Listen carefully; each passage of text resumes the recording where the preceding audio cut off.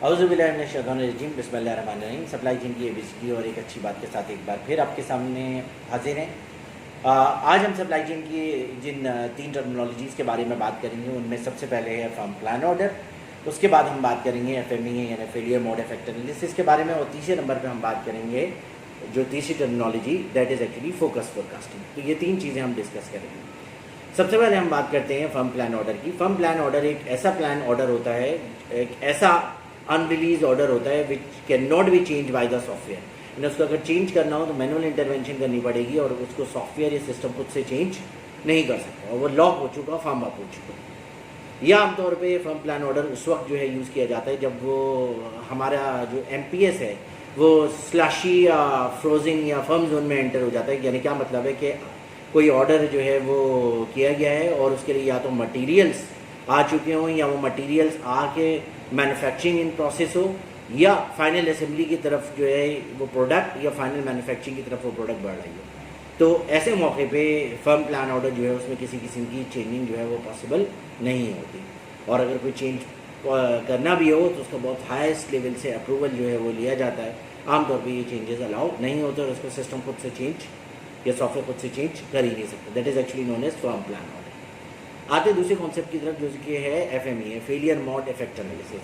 Failure mode effect analysis एक जो है रिस्क असेसमेंट का टूल है, और ये पोटेंशियल फेलियर या पोटेंशियल रिस्क को किसी भी प्रोजेक्ट में किसी भी सिस्टम में हाईलाइट करने के लिए, आइडेंटिफाई करने के लिए यूज़ होता है। फेलियर मोड इफेक्ट एनालिसिस में आप क्या करते हैं, एक नंबर जो है वो कैलकुलेट करते हैं which is known as risk priority number. In short it is known as RPN, risk priority number.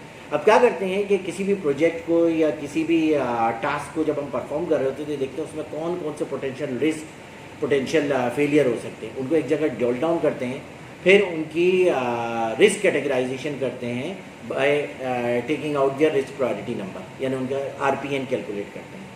RPN जो है वो तीन चीज़ों पे डिपेंड करता है। It is actually a product of 3 variables which is actually known as severity of that failure or risk.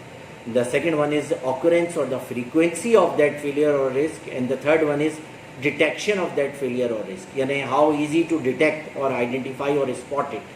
तो ये तीन जो है वेरिएबल जिस पर रिस्क प्रायोरिटी नंबर डिपेंड करता है, यानी उस रिस्क या फेलियर को की सीवियरिटी कितनी है, कितना ज़्यादा ख़तरनाक साबित होगा, वो कितना फ्रीक्वेंट है, कितना फ्रीक्वेंटली जो है वो रिस्क जो है वो होता है या वो फेलियर होता है, और तीसरा उसको डिटेक्ट करना, स्पॉट करना, आइडेंटिफाइंग करना कितना आसान है। तो ये तीन चीज़ों के ज़रिए आप RPN कैलकुलेट करते हैं, और जो हाईएस्ट RPN होगा आमतौर पे वो क्या आपका रिस्क नंबर 1 है, फिर उसके बाद रिस्क 2, रिस्क 3, इस तरह से आप रिस्क प्रायोरिटी नंबर कैलकुलेट करते हैं।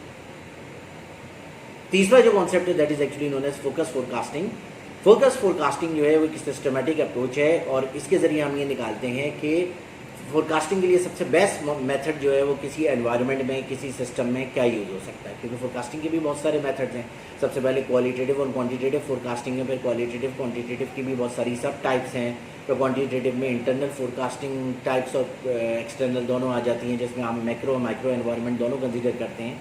तो इसको ये आइडेंटिफाई करना कि कौन सा बेहतरीन मैन्युफैक्चरिंग एनवायरनमेंट के लिहाज से फोरकास्टिंग मेथड जो है यूज़ होगा, या मोस्ट अप्रोप्रिएट फोरकास्टिंग मेथड कौन सा यूज़ होना चाहिए टू आइडेंटिफाई दैट, और for identification of that we use focus forecasting approach. That is actually the third concept of today. अब हम बात करते हैं आज की अच्छी बात की तरफ। आज की अच्छी बात एक बार फिर, क्योंकि हम अल्हम्दुलिल्लाह रब्बिल आलमीन जो सूरह आपकी फातिहा है, तो सूरह फातिहा में जो है वो हम बार बार अल्लाह ताला से इकरार करते हैं नमाज में भी कि इय्याका नअबुदु व इय्याका नस्तईन, कि हम तेरी बंदे और तुझी से मदद मांगते हैं। तो आज हम बात करेंगे एक और आयत के बारे में, एक और आयत जो कि सूरह आले इमरान की 126वीं आयत में आता है, और वो क्या है, वमन नस्रु इल्ला मिन इंदिल्लाहिल अज़ीज़िल हकीम। वो आयत है वमन नस्रु इल्ला मिन इंदिल्लाहिल अज़ीज़िल हकीम, और वो क्या है कि और मदद तो सारी, और मदद तो खुदा की तरफ से ही है, और मदद तो खुदा की तरफ से ही है, या और वरना मदद तो खुदा की तरफ से ही है जो गालिब है और हिकमत वाला है। इस आयत में कहा गया है कि वरना मदद तो खुदा की है या खुदा की तरफ से है, جو غالب ہے اور حکمت والا ہے، جو زبردست ہے اور حکمت والا ہے۔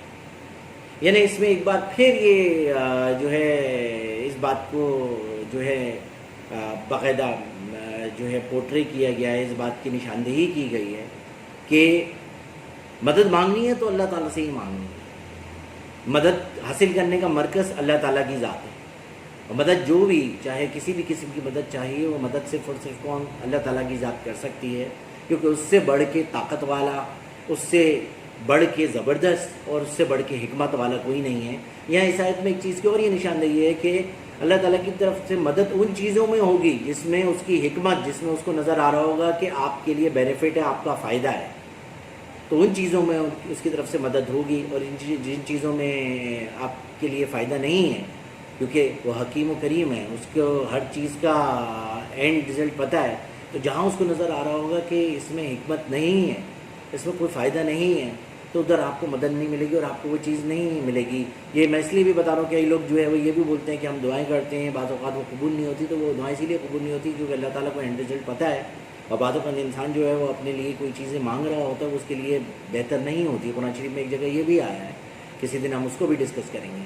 تو آج ہم اسی پہ بات ختم کریں گے، آج کی اچھی بات پہ، کہ مدد، ورنہ مدد جو ہے خدا کی طرف سے ہے ساری، جو کہ زبردست اور حکمت والا ہے۔ تو مدد کے لیے ہمیں صرف اور صرف اللہ تعالیٰ کی ذات کو پکارنا ہے، کیونکہ اس کی طرف سے مدد ہوگی تو ہمارے وہ سارے کام جو ہمارے حق میں بہتر ہوں گے وہ اللہ تعالیٰ کی طرف سے ہو جائیں گے۔ تو اس اچھی بات کے ساتھ آپ سے اجازت چاہوں گا، انشاءاللہ کل پھر ملاقات ہوگی، خیال رکھیے گا، اللہ حافظ۔